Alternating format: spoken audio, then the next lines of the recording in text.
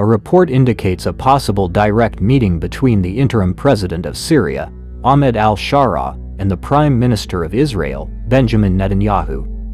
This happened when the two countries were still at war for more than 7 decades. The possible meeting, reported by TMJ News, Tuesday, the 7th of January 2025, came after al-Shara surprisingly gave a signal of willingness to normalize relations with Israel. Although this was done with certain conditions, I want to be clear. The era of bombing each other incessantly must end. No nation can prosper when its skies are filled with fear. The reality is, we have a common enemy, and we can play a big role in regional security, al-Shara said. Peace must be achieved through mutual respect, not fear. Intelligence and diplomatic reports state that the United Arab Emirates, UAE, is suspected of playing a key role as a mediator in indirect talks between the two sides. Reuters reported in May 2025 that the UAE had established a secret communication channel between Israel and Syria focused on security and intelligence issues and confidence building.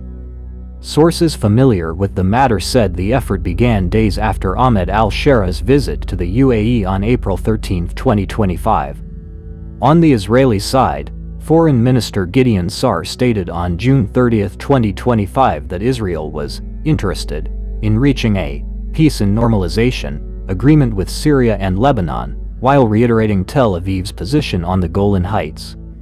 Israel is interested in expanding the circle of peace and normalization of the Abraham Accords. However, the Golan Heights will remain part of the State of Israel in any peace agreement, he said. Relations between Syria and Israel have been frosty since Israel's creation in 1948.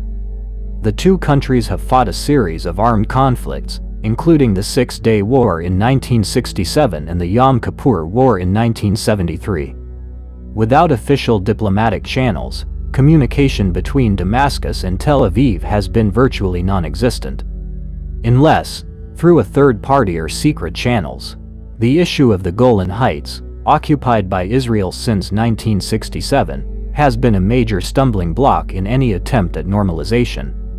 Syria has consistently demanded the full return of the territory, while Israel asserts its ownership for strategic security reasons. However, the dynamics in Syria have changed drastically following the long civil war.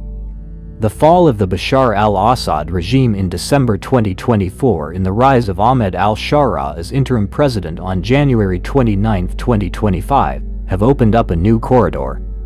Al-Shara, who is now trying to build international legitimacy and stabilize his country, has made good statements regarding Israel. However, the road to full normalization is still long and winding. Syria's demand for the return of the Golan Heights remains the biggest stumbling block. The Syrian government will not accept any solution or agreement that does not fully return the Golan to Syrian sovereignty and guarantee Israel's withdrawal to the June 4, 1967 lines, political analyst Zaidon al-Zubi told the New Arab.